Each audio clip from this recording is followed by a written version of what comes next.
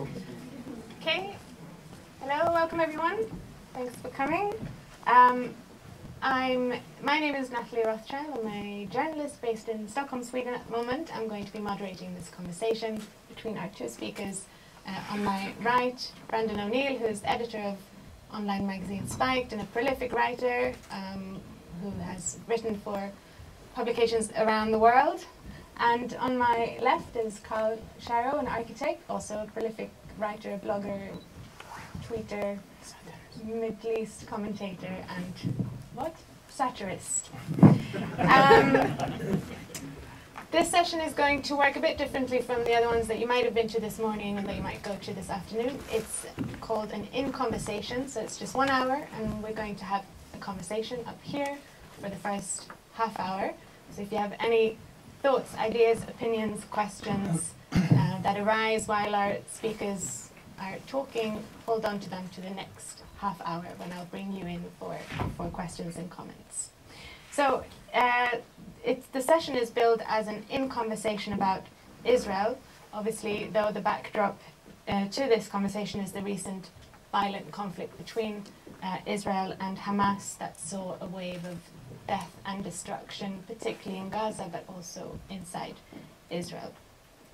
But I do want to just start the conversation with a focus on Israel and ask you too, maybe I'll start with Brendan, about the status of the Jewish state. You know, what role does Israel have in the world today compared to the early days of its foundation, and how has that status changed over time? What would you say? Well, I think there are some continuities, and in some ways Israel's position has improved a little bit. The continuities are that America still supports it with a lot of money, still arms it, still gives it military support. Western states still formally support it. You know, they will say, yes, we like the idea that Israel should exist. The leaders of those states, I mean. And its position has improved a little bit more recently in relation to the states that surround it, that are immediately around it, who have become, as a consequence of the Arab Spring and the rise of some pretty strange Islamist groups, they've become a bit more sympathetic to Israel, and even their interests have collided to a certain extent. You know, if you look at Egypt, for example, or even Syria, you know, they now have a kind of more sympathetic attitude to Israel, I think, even if it's not publicly expressed. So there are continuities, there are some small, I think, temporary improvements, but that disguises something more profound that's taken place, which is there has been a huge, enormous Western distancing from Israel at the level of academia, the intellectual sphere, the political activist sphere, the grassroots sphere, the chattering classes, whatever we want to call this layer of people who form opinion and who set the agenda. Amongst those people, particularly in Europe, but increasingly in America, there has been a movement away from the idea of Israel, a demonization of Israel, an attempt even to delegitimize Israel. And I think that's the thing that Israel feels very strongly today. It feels that it's been delegitimized. It feels that it's been abandoned by its former friends in the West. And I think, ironically, that's the thing that now motors Israeli wars, particularly the war in Gaza. I think it was actually driven not by it wasn't an extension of American imperialism, as some leftists kind of predictably say, but I think it was a response to Israel's own feeling of isolation and delegitimization, which creates the situation where it has this desire to lash out, to demonstrate its right to exist. So I think there are continuities, but there's something under the surface which is really momentous and important, and I think quite dangerous as well. And Carl, would you say, I mean, that Brendan describes it kind of demonization and distancing in the West, but at the same time a kind of reverse trend in the Middle East and in some of the neighbouring countries. What would you say about the more regional, you know, its status within the region? No, I think formally when we're talking about maybe the states, there's always been a tacit acceptance and maybe collusion even by some Arab states with Israel historically for a long time, aside from the two countries that have formal peace with Israel, which are Egypt and Jordan. So you look at countries like Saudi Arabia, they've always kind of operated on the same wavelength, and there's kind of various theories about the extent of the collaboration behind the scenes.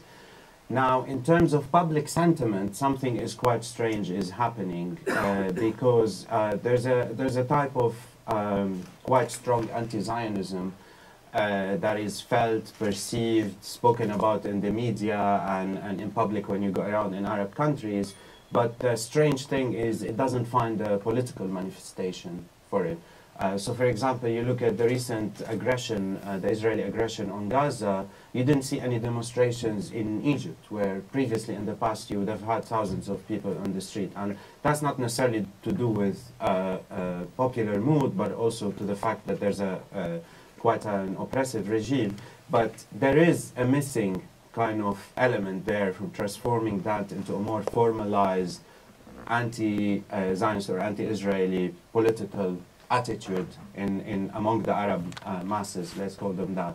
Now, with regards to the governments, there are kind of various shifts and changes, and I think the background to all of what we're seeing is since the beginning of the Arab Spring and probably before that, there has been pretty much a kind of a collapse of the American-imposed regional order. And now you have players kind of operating on their own, and part of that is Israel used to be kind of quite a firm element of that within the American constellation. And the fact is, it's not anymore. And it's not a matter of black and white, so American politicians will absolutely remain vocal and dedicated and support Israel. But that constellation is falling apart, and what we're seeing within that is kind of elements like Qatar and Saudi Arabia and Egypt running almost their own independent foreign policy. And how that reflects on Israel, I think it's or the situation of Israel in the region is quite soon maybe to tell, but you can see more and more intersections between these forces, although they're not necessarily going to lead to any kind of formal recognition, but it will become part of behind the scene kind of coordination.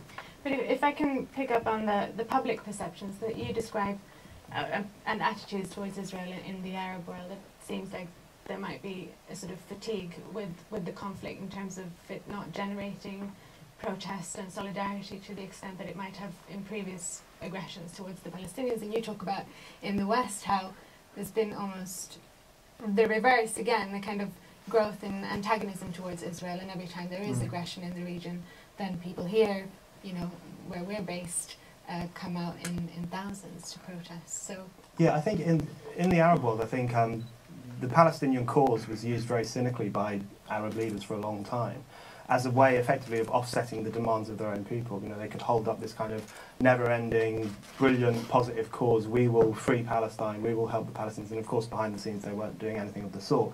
But it was used as that way, and I think what we saw with the Arab Spring was much more the Arab masses and Arab peoples demanding their own rights and their own freedoms. And I think it was, in many ways, it was the ending of the Palestinian question, the unwinding of that question, historically speaking, from the 1990s onwards, which allowed that, was one of the forces that allowed the Arab Spring to explode in the first place. I think that the Palestine card became less and less useful to Arab regimes.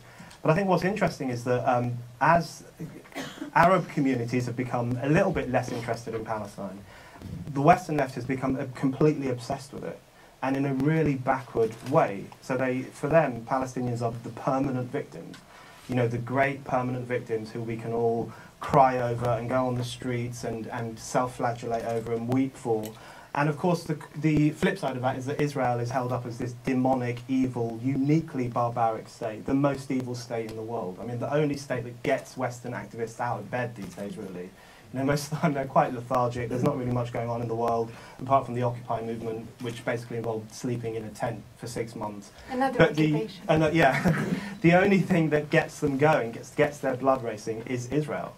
And I think that's because it has become, in their minds, this very caricatured, evil state, representative of all the values that they think are ugly and vulgar, and, you know, militarism and nationalism and all those things that we're supposed to have moved beyond. And so they've turned Israel into this symbolic form of evil, and they've turned Palestinians into these symbolic victims. And both sides, both Israel and Palestine, lose out when that becomes the image that is projected. And or do you want to? Yeah, I think it's useful to say, to put this in a bit of a context, it's not a kind of a coordinated attitude. I have my own problems with the way some in the Western left kind of adopt the Palestinian cause to the extent that they remove all agency from Palestinian people, who are, after all, should be the drivers of the Palestinian struggle, and sometimes it's talked about in really infuriating ways. But having said that, I think there are legitimate concerns when it comes to a state that, after all, is still supported diplomatically, politically, financially, and in terms of sending arms and weapons by Western states. So that relationship exists. There is a role for Western citizens to play in kind of querying that kind of support for Israel, but not in the sense of saying, which I find really, again, problematic, let's go in and impose a solution. We are in this situation because the West went in and said we need to impose a solution, and that solution was ethnic segregation between Arabs and Jews, which is, from a leftist point of view, should never be acceptable. From a secular, progressive point of view, should never be acceptable. But that's the project that the West had created in Israel-Palestine for the past 20 years. So I think the mistake that happens, instead of querying that and kind of raising questions about support for Israel, but as well about that, you know, the so-called peace process, the two-state solution, all these forms of Western meddling and intervention, we find people actually asking for more intervention and more aggressive kind of meddling in that question, which ultimately is going to only complicate matters further. And we've had a 20-year period preview of that. So why is it going to change? So that's my kind of articulation of it. I think the important thing, I think, about Western intervention in the Middle East is that it is actually not one-sided. You know, the image we get is that they pump money into Israel, they give Israel all these guns, and then they kind of watch as Israel massacres the Palestinians, which is not true. You know, the West pumps millions upon millions of dollars and euros into the Palestinian Authority. When I was in the Palestinian Authority in the West Bank earlier this year, every building you see has got a European Union logo on it. Everything is built by Europe, everything is funded by America, including the arms and the weapons that the Palestinian Authority's police force used to suppress Palestinian protesters and other forms of Palestinian politics, and to break up Palestinian protest groups that they don't like. So it comes from both ways, you know, and I agree with Carl that the problem is Western intervention per se, but I think it's important to recognise that it's not just a case of the West pumping money into this kind of evil state called Israel. They pump it into the Palestinian Authority as well. Yeah. Okay, I want to move on and maybe look at Israel itself as well, and its sort of responsibilities and how it has changed, because we've talked about perceptions and attitudes and interventions from outside. But I mean, in discussions, debates about Israel today, it's often described as a kind of aggressive and expansionist state, and that's symbolised or exemplified by the settlements on the one hand, and also by its military aggressiveness towards the Palestinians, and the security barrier is kind of the most concrete, literally concrete symbol of that aggression. So would you agree with this image of this perception of Israel as aggressive, expansionist, and that it's more so now than it was in the past? No, not at all. I think that's one of the images that's projected, which is completely wrong and completely skewed. And I think, in fact, the security barrier it symbolises its lack of expansionist desire today, because the security barrier obviously surrounds a much smaller idea of Israel than the idea of the greater Israel that lots of the original founders of Israel adhere to. You know, they are brutally, physically sticking up a wall that says we are only going to own this much of the historical Jewish biblical land. So that really speaks to the absence of the expansionist drive that they might have had in the past. And I think, you know, this idea that they are these rampaging, demented colonialists who want to rule more and more territory is just not borne out by the fact, which is that Israel is shrinking, it's becoming actually more cautious in the way in which it kind of takes over land and dominates land. As for the settlements, I just feel really sorry for Jewish settlers. I really do, and I visited some of them when I was in the West Bank. And I felt really sorry for them, because these are people who were told many years ago, you know, that land out there is ours, God gave it to us, we should go and conquer it. So they went and did that. They built these homes and schools, they've lived there, some of them have lived there for generations.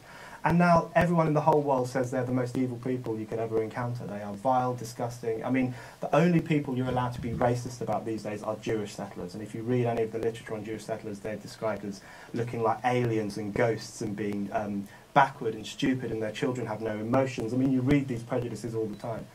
And so I just feel sorry for the settlers and the way in which they are held up by everyone, including by the Israeli left, as the block to peace, which I think is just way too a simplistic reading of what's going on in that part of the world. Do you feel sorry for settlers?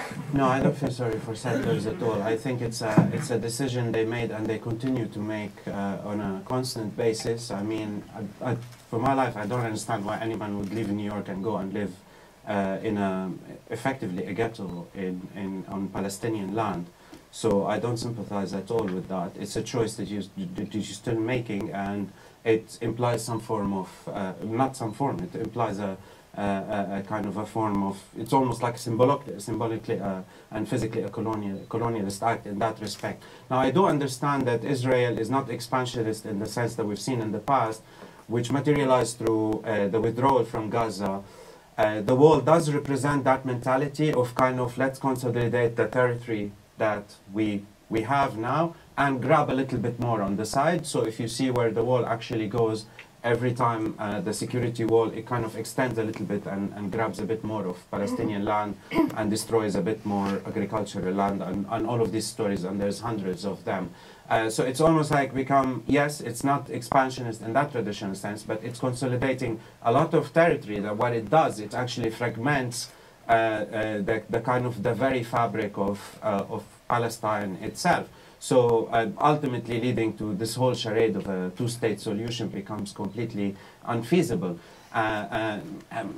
If you put it within that context, I think it's quite legitimate to talk about Israel as an aggressive state, and also particularly in terms of this its reaction to small provocations that end up in catastrophes like what we've seen very recently. There are, yes, maybe explanations, but ultimately you're still responsible before you stand in your Air Force, before you start bombing people at that scale.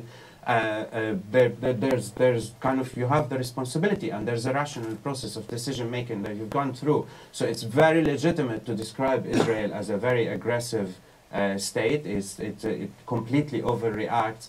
And I think in the process, it kind of problematizes any possible solution for the situation in the area for decades to come through this behavior.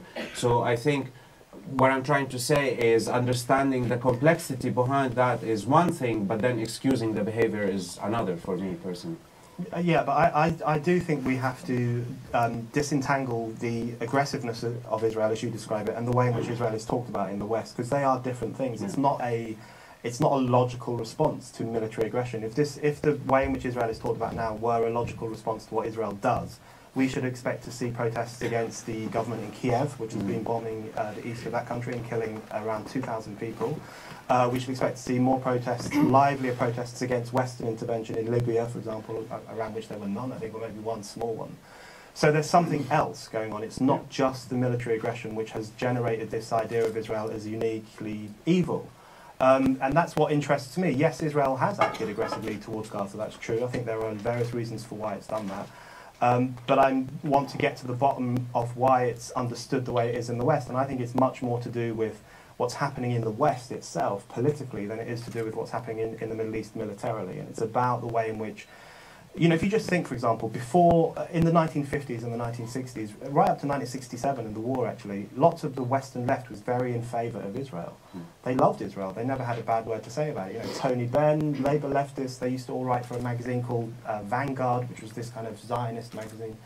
And then they became demonically anti-Israel more recently. And I don't think that is because Israel has become more aggressive. And if anything, its militarism is of a smaller order today than it was in the 1960s and the early 1970s.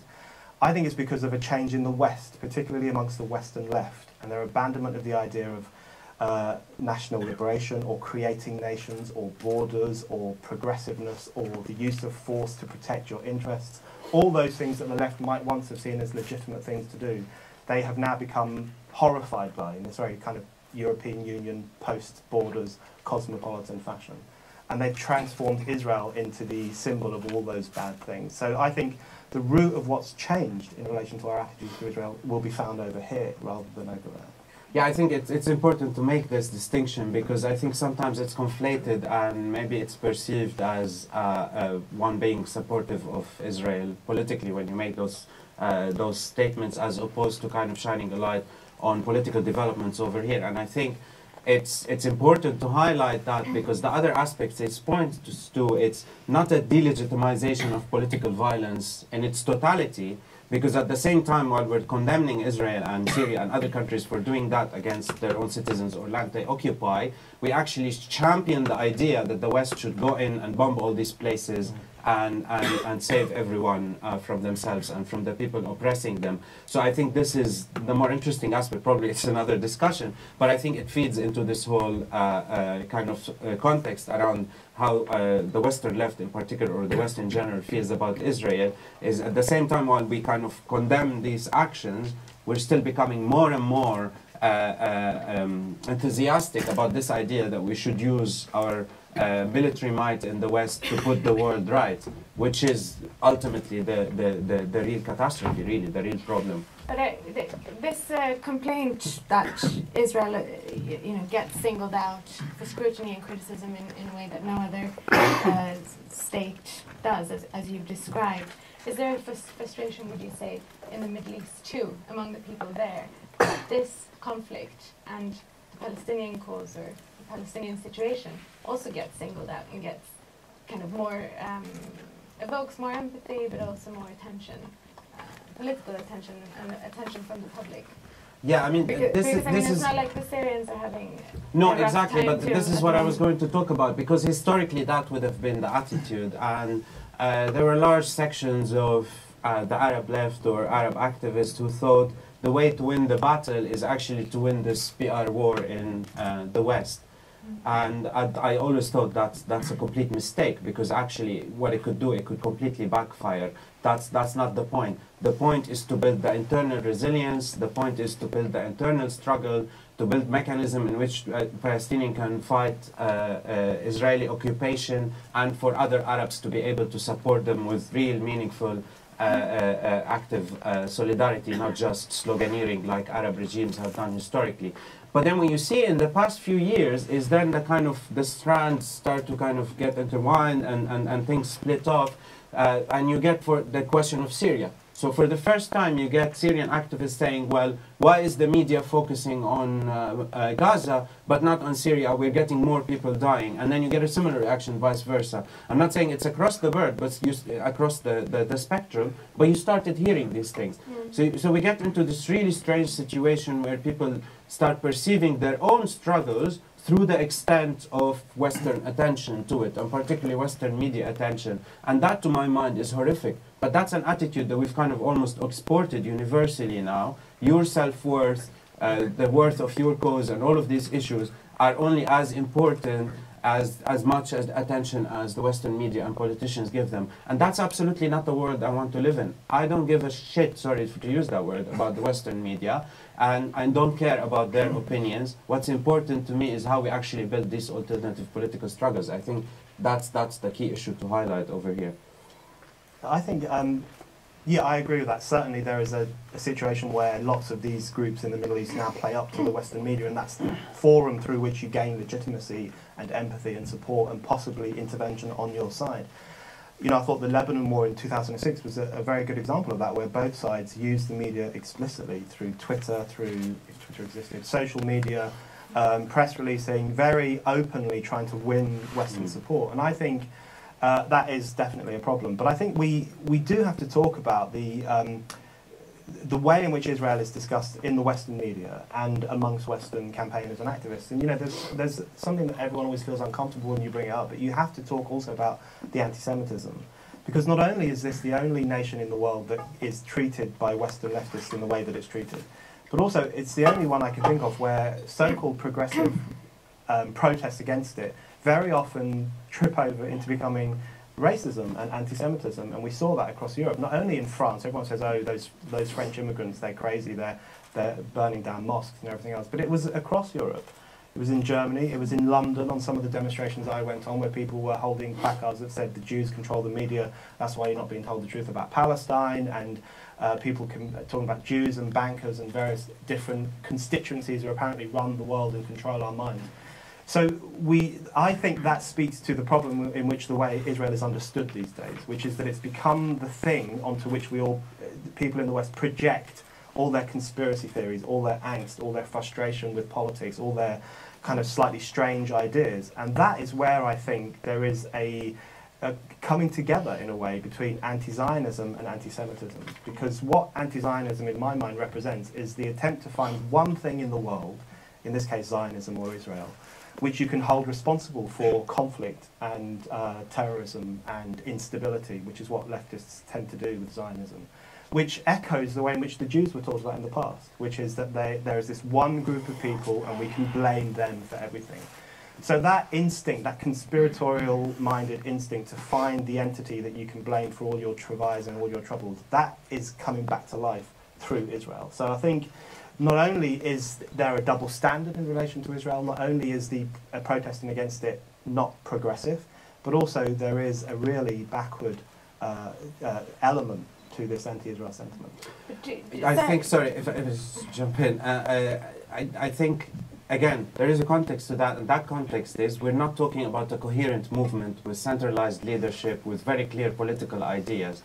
And part of the problem, not to excuse anti-Semitism at all, is there are very diverse elements, like what we've seen in the Stop the War demonstrations in 2003 and 4.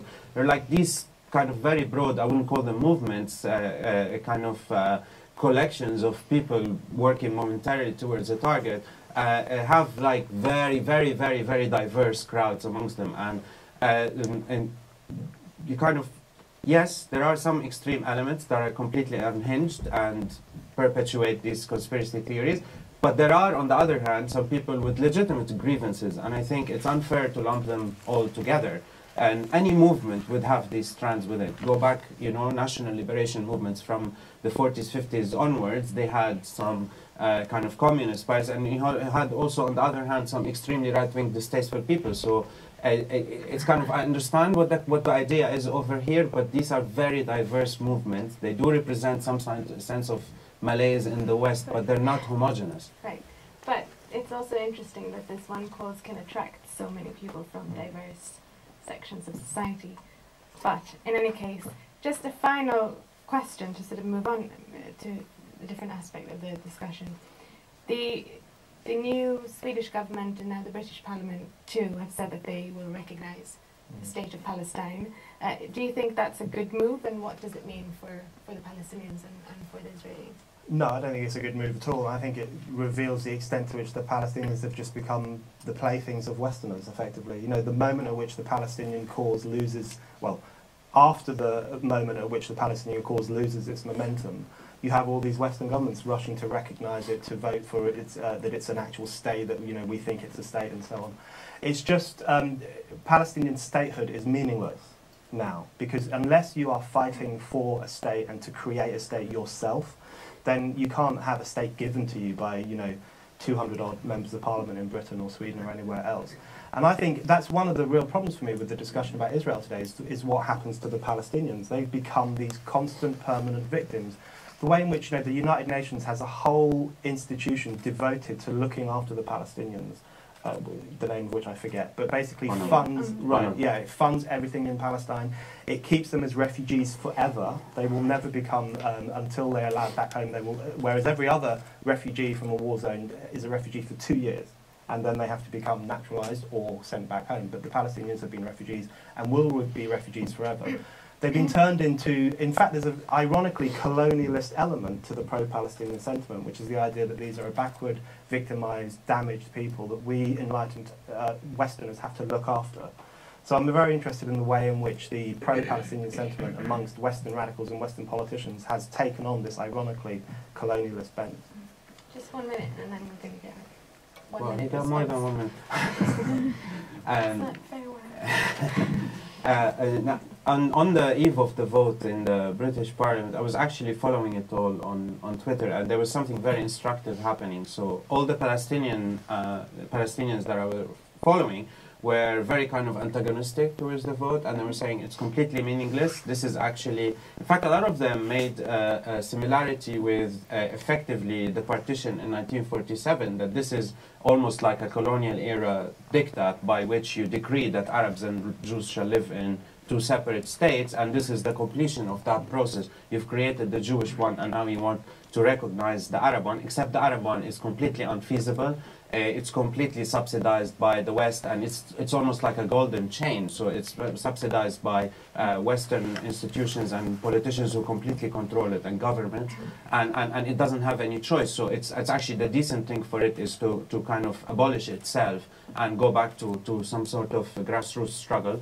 By contrast, so this was the position of the Palestinian. By contrast, all the kind of the Europeans or British people who are sympathetic to the Palestinian cause were kind of cheering. This is such a great moment. It's a symbolic win.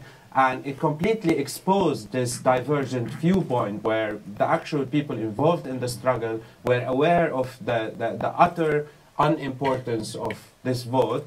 And on the other hand, you have this kind of cheerleaders who've taken it upon themselves to adopt the cause rather than, again, I make a distinction between solidarity and kind of attempting then to direct it, and then kind of cheering something which is completely an ineffectual act that only glorifies itself.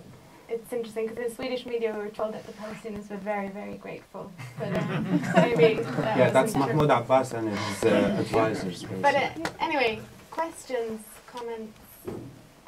Okay. Do we have a microphone? No. Okay.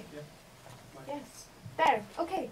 So if you want to start, there's a man in the seat in front of you with the purple. And I'm going to take a few questions and comments, like rounds of them. So, yes. Hi there. Good afternoon. My name is Gideon. I'm from North London. I think with Israel, the problem when we discuss it is that we look on such a wide-ranging issues and we try and come to one solution. So I'm quite a big fan of isolating incidents. And when you look at the Palestinian government, when you look at Mahmoud Abbas, a man who was elected in 2006 and hasn't called elections again. When you look at Israel, the democracy where Arabs are represented in parliament, where you look at the fact that Arabs are now serving in some of the most elite Israeli units, they serve in the Supreme Court. And so what I'm asking the panelists is, how can we have a Palestinian state that doesn't live to the ideals of Israel in terms of its values of democracy, women's rights, gay rights, and of course Fatah and Hamas signed a unity pact. Hamas is a radical Islamic terror organisation, but Abbas is supposed to be Israel's partner in peace. Thank you. And that was very good, but can we try and be a bit brief as well in the future? Yeah, in the back, in the very back. Okay, well, I just want to say briefly, I think there's actually very little discussion of Israel in Western societies. There's a discussion of caricatures, or as Brendan calls them, symbols, but very little understanding or knowledge of Israel itself, but by the critics and in fact often by the supporters as well.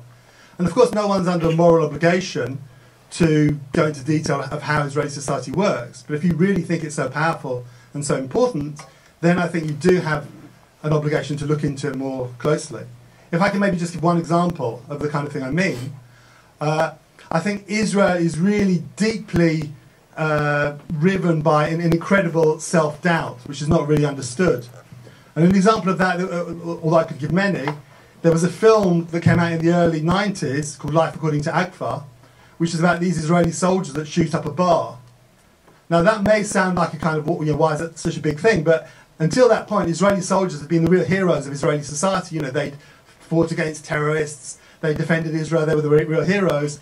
And here they were shown behaving in a completely brutal, barbaric kind of way. It's a well-known film. The director of the film, Asi Dayan, was the son of Moshe Dayan, who was the Israeli defense minister in 1967. So Israel is actually deeply riven by self-doubt. It's not the kind of self-confident, aggressive society people think it is, although clearly problematic, although not in the way people assume. Thank you. Do we have any more in the... okay, there's a man there on your... oh, right there. It's like 2 rows behind you. And then one more there, and then we're going to come back. Thank you.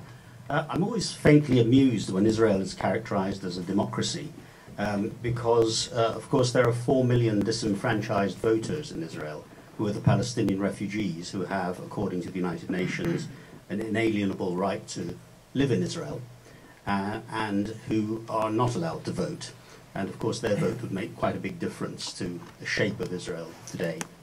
The second brief point I'd like to make is that I'm surprised that none of the panelists has made the connection between anti-Zionism and the growth of anti-Zionism in Europe and the growth of anti-jihadism in Europe. Because I think one of the things that jihadism and the growth of organizations like ISIS has done is show people what the dangers are of an extremist, supremacist religious ideology.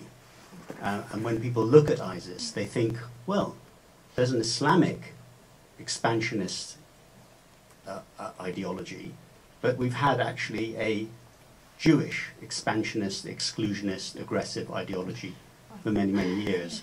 So the two actually have some parallels, which, you know, if you look at Newton's law, maybe one is just an equal and opposite reaction to the other. Okay, one more here and then we'll come back to you. Just wanted to give some numbers because I think they're quite revealing. The extent of US military support to Israel is about $3 billion a year, I think you'll find. $8.5 million a day. The wealth of Bill Gates, $60 billion. The cash hoard of Apple, $140 billion. The US Department of Defense budget for fiscal year 2017, $595 billion. So yes, the US supports Israel, but can we get it in perspective? Deaths in Gaza, 2,000. Deaths in the Iraq War, between 100,000 and 1 million. Deaths in the Sri Lankan events, just before the conclusion of the war, 20,000. So yes, it was aggressive in the sense that Carl has said, Israel. But let's get it in proportion compared with the scale of wars, including that in Sri Lanka, which are backed by the West. Directly or indirectly, the scale of casualties does not justify the level of opprobrium, the singling out of Israel in the way that happens today, if you look at the numbers. Thank you. Okay, there was a question of democracy. Is ISIS and Israel the same thing or similar things? And do we really have a good understanding of Israel in the West? I think... Pick up on anything? Yeah, I don't think ISIS and Israel are similar at all, really, if you just look at what they do and how they behave and what they believe. But I think the implication in that question, which is that I think you were suggesting that things like jihadism and ISIS are a response to Israel, I think is wrong. And I think that's another way, and I've heard that argument made many times, it's another way of saying that Israel is to blame for all these problems, not only in the Middle East itself, but also the problems that are affecting us here in the West, which I think is far too simplistic a reading of the problem of jihadism and why it emerges. But that's a common argument people make now. There was a poll of inhabitants of the European Union a few years ago, which asked them what is the greatest threat to world peace, and they all said Israel. Which, given that some of these people lived in France, you know, which has basically reoccupied most of Francophone Africa, and Britain, which has destroyed Afghanistan and Iraq, it's just extraordinary that they would single out this one state, which I think speaks to that attempt to find one entity that you can blame for all the problems you face. I think, and then just the other point is, I really agree about the self-doubt of Israel, because when I was there, that's the thing that came through most strongly when I was visiting various people, visiting various politicians, the parliament, the IDF, was the fact that these are not the cocky, crazy fascists that we are constantly told they are. These are people who are racked by self-doubt. The question of how big their state should be, whether it should be made smaller. All of them are opposed to the settlements. Every single person I spoke to was opposed to the settlements.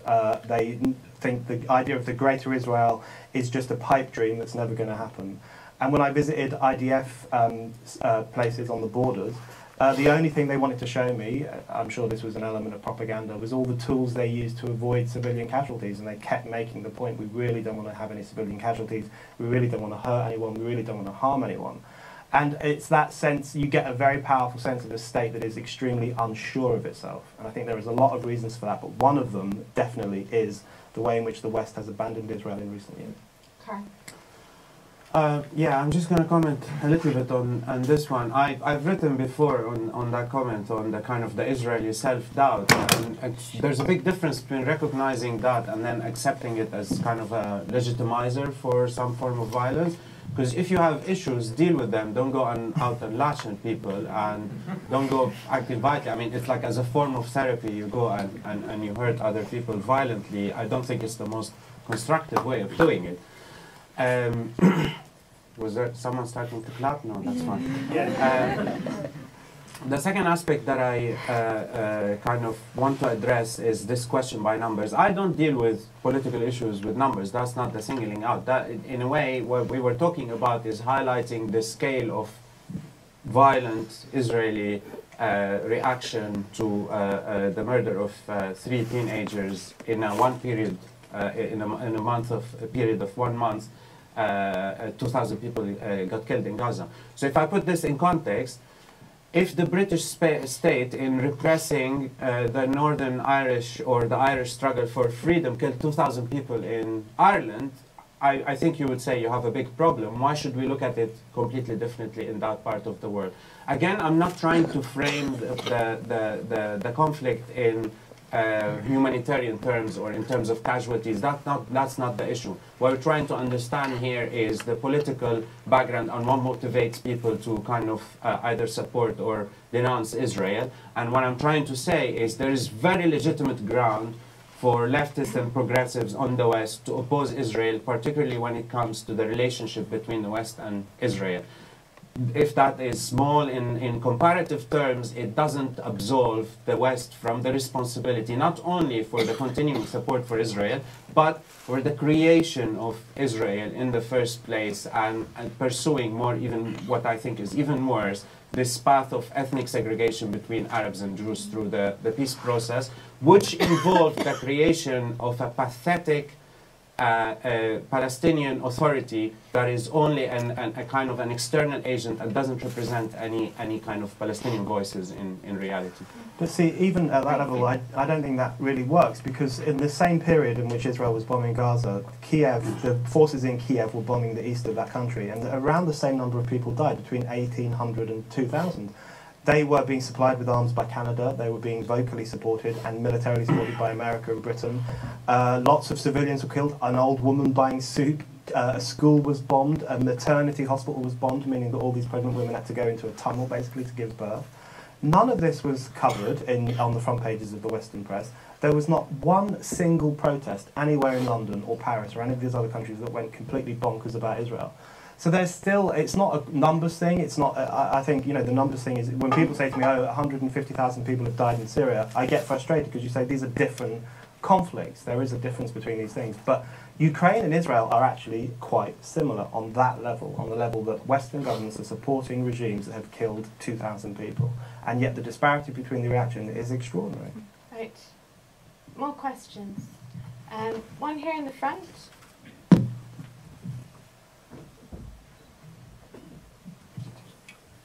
This lady here with the hand. Hi. I just feel that some of the language being used, things like ethnic segregation in Israel, this doesn't exist. Israel has 20% of its population is Arab. I'm not talking about Israel, sorry, just to clarify. I'm talking about the peace process and the creation of 2 separate states, one of which is Jewish and one of which is Arab. It didn't sound like that. You talked about Israel. There is no ethnic segregation of any kind in Israel. That's exactly what I said. That's number one. The other thing is Israel doesn't lash out when it feels it just has to, because it feels it needs to. Israel was attacked by Hamas by thousands and thousands of rockets over a very long period of time. Rockets, missiles, mortars. There were many, many tunnels, attack tunnels that were built by Hamas and built by children that wanted to go into Israel to attack civilians, purely to attack civilians. And no mention has been made of that. Israel does not wake up in the morning and decide to attack Gaza for no reason at all. It does so when it is attacked. And it has been attacked over and over again. Its Thank you. major cities have been attacked Thank you. by Hamas. If you can pass the mic, the 2 rows behind you, there's a young lady. Yeah. Thank you. And the off mention was about the fact that Palestinians are being regarded as victims, and I think that's because they are victims and they are the weaker population in this argument. And I think we can't just look at the incident in Gaza as an isolated event. It's part of a long, tiresome history of conflict and violence. And I think if we deny the Palestinians some sort of victim status, then in a way, especially for them, it almost legitimizes what's happened to them, the loss of their homes, of their land, and being pushed out of what they believe was rightly theirs. So in this respect, I think that we do have to acknowledge what has happened to them, and we do have to acknowledge the fact that there's still events continuing to happen to them, especially in the major cities. People are being treated essentially like imprisoned and encaged people. And you can see that there is a power struggle there, evident power struggle, and that does need to be acknowledged. Israel has an Iron Dome, okay? Rockets are still let in, but in comparison to Palestine, they don't have that type of protection. They don't have the strong military force that Israel does have. So I think it's not fair to say that Palestinians need to be completely disregarded as victims and Thank you. on the same Thank you. level. Yeah, you can pass it behind you. Oh. Hello everyone, my name is Graham Alexander. I'm from consultant at PwC. I suppose I've heard a lot of things that are problems and things that have gone wrong.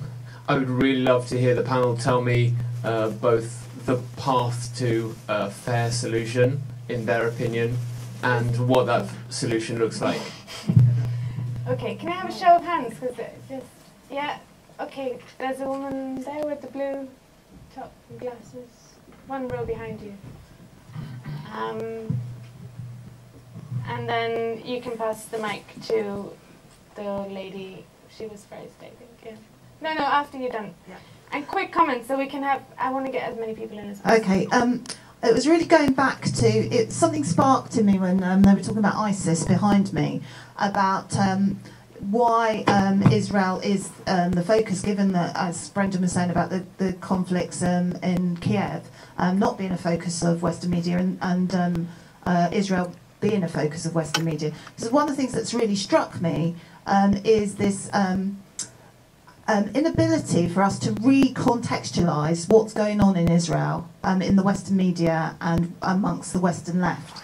There seems to be a sort of continuum of, they went in, they occupied Palestine, and that's the Holy Grail, and that's what's still going on, and there's no re-looking at what is going on here. But the other thing that struck me when this guy behind me was talking about ISIS, this idea that Israel is one of those kind of old-fashioned ideals that hasn't yet been unravelled by today's climate of... this is a stream of consciousness, I appreciate. It's not quite yet been unravelled, and it's actually quite unfashionable to hold on to something so strong for so long. And it was the kind of idea of the extreme ISIS being put into action in political action, and whether there was something about that made Israel stays at the top of the agenda. I hope that makes sense. It's a bit of a stream of consciousness. No, thank you so much. And hello, I just wanted to ask, I did Middle East Studies last year, and my lecturer was very insistent upon the idea that the assassination of Rabin, who was assassinated by a right-wing Zionist, she was very insistent that was what really prevaricated and is detrimental to the process of a two-state solution, etc. So I just wanted to ask how everybody feels about that assessment. okay, let's go over. There's a man there with the blue. Yeah, right next to you. Yeah, I'm quite interested in why this term occupied territories keeps coming up, because from my knowledge... Because they are occupied territories. By whom? By whom? By Israel. Well, as far as I know, in 1920, the land was allotted to Israel, which included Gaza, the West Bank, and actually it included Jordan as well, but because it hadn't become majority. By who? By the British government or 1920? By four nations: the Italians, Japanese, French, and the British. And the result of that was because the Allies took over all of the Ottoman Empire as they controlled a lot of the Germany's empire in Europe, and they made a series of mandates. And the reason that the as you call it, ethnically cleansed, was... I didn't say ethnically cleansed. Well, somebody used that expression. No, nobody said that. Okay. Well, there was a reason for the ethnic division, because the powers, when they were making the mandates in the early 20th century, decided that it was a way of avoiding conflict between warring different factions, and that's the reason that they divided Syria into Arab Syria and Lebanon for Christians. We need a question, not no history. Okay. Well, I'd asked the question about this aggression by Israel after thousands of rockets over the period of years. What will Britain do? Well, in Britain, Thank you. Well, I'd like to ask you a question, because I can tell you what Britain did do when they had exactly that situation in 1943. Okay. How many of those rockets actually reached Israel? That's not the point. Right. We have another question in the front. We go back to our speakers. We go out again. I have a question. So, to what extent do Palestinians actually support Hamas? And when Hamas is actually killing its own people, why do some Palestinians still support them? Short, precise. We like it. Would you like to can I please just start with that one? Because what happened with Hamas, I mean, Hamas isn't the first, call it whatever, national liberation movement, political party that has to do unpleasant things in the process of doing that. The ANC did that, the IRA did that. That's just simply a fact of life. And I'm certainly not a fan of Hamas politically, but what I'll say is they won elections in Palestine, the results of which were voided not by Israel only, but by the entire West, from the United States to the European Union, and kind of exacerbating the situation, leading us to where we are now, by basically denying them the right to rule. So that's a very important context in terms of what happened over there.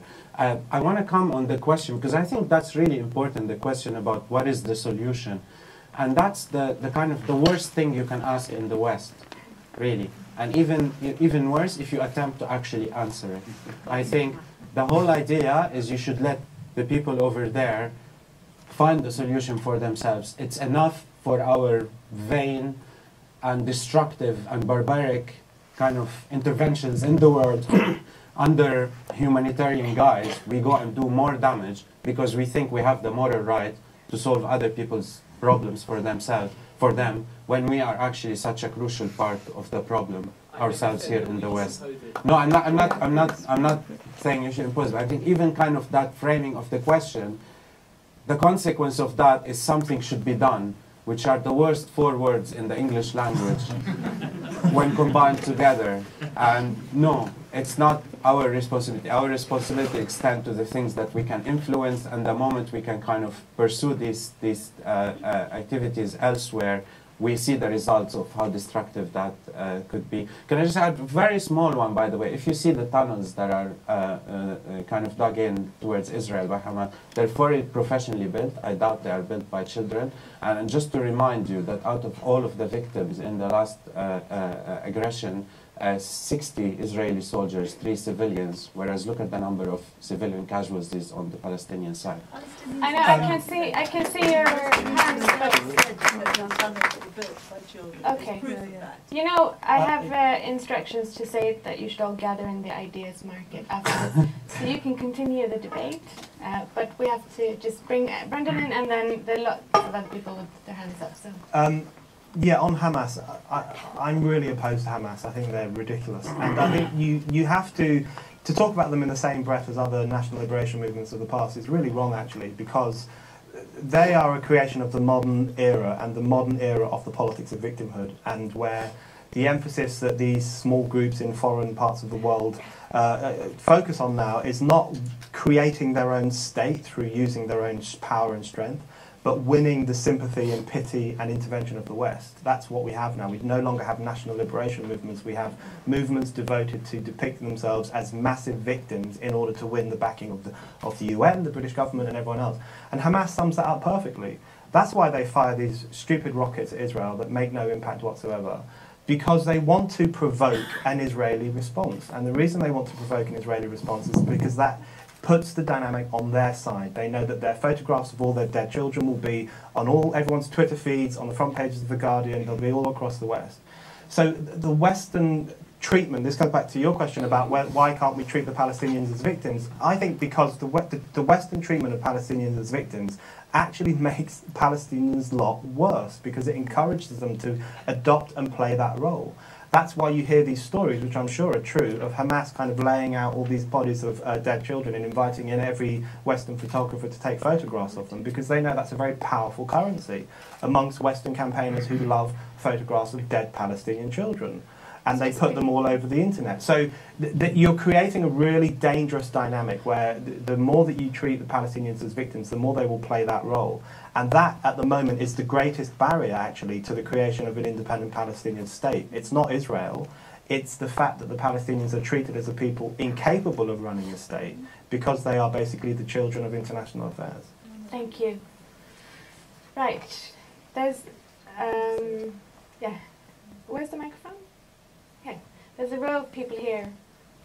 So let's start with the gentleman here, and then you can pass the mic on. We forget to say the obvious, which is this is a struggle between a small ethnic group and a large ethnic group. And the reason for the uncertainty in Israel is because they think it'll be solved by violence in the end, and they probably will lose. I've spoken to an Israeli woman about this, and she thinks that's quite likely to be the final. So all this detail is about postponing the final struggle in which the Palestinians, whether their successors are, win. Okay. And next. Now, I'd like to ask Carl, not what the West should do, but what he thinks Israel should do.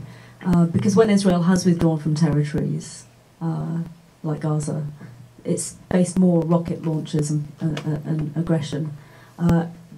Should Israel not defend itself physically? Should it do something else?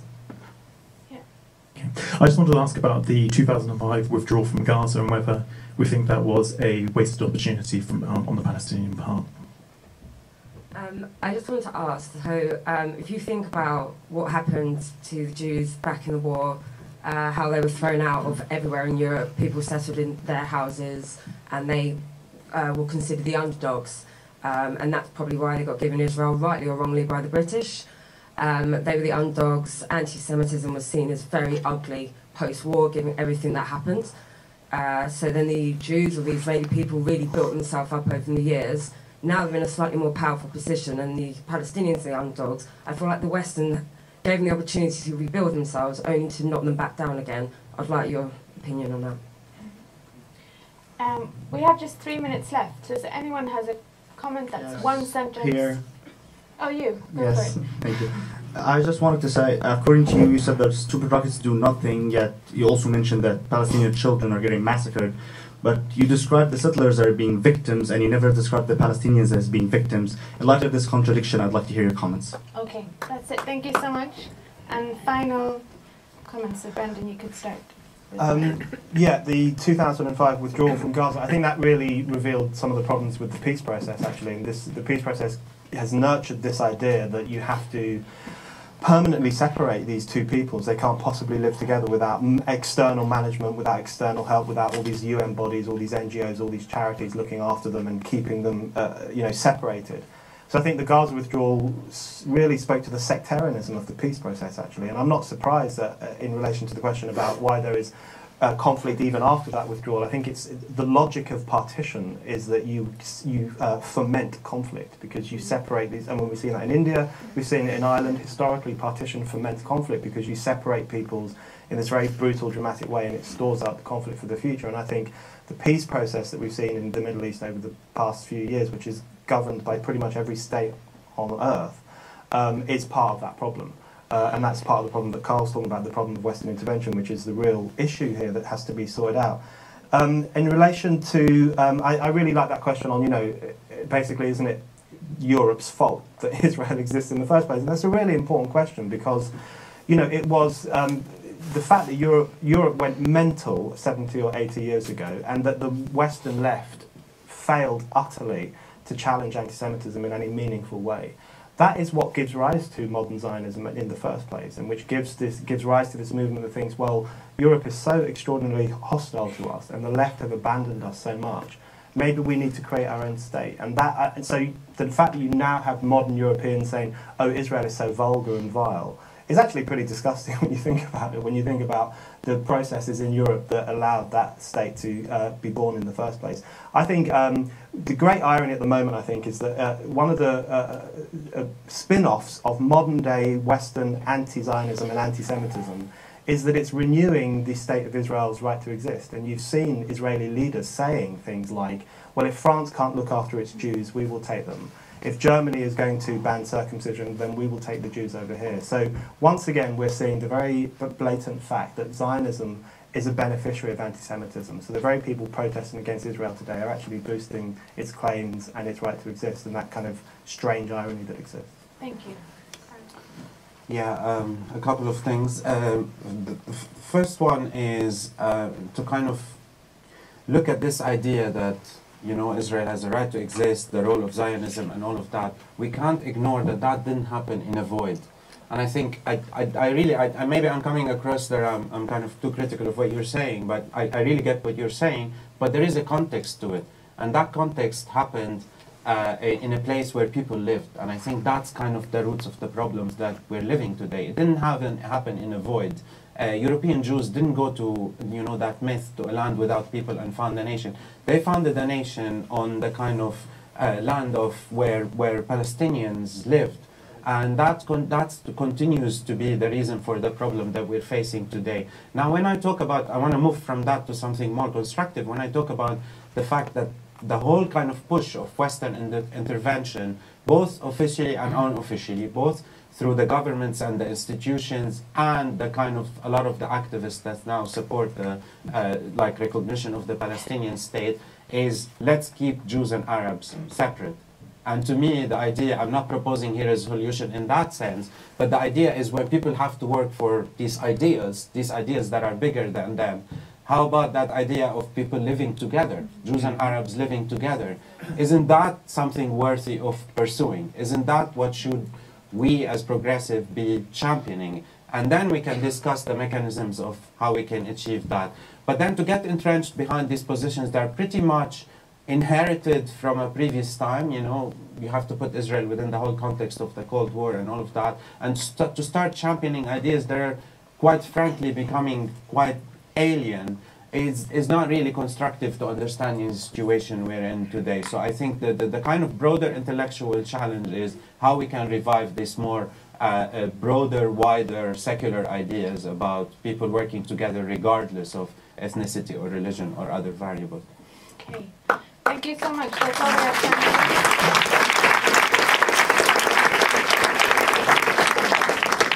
Thanks for coming.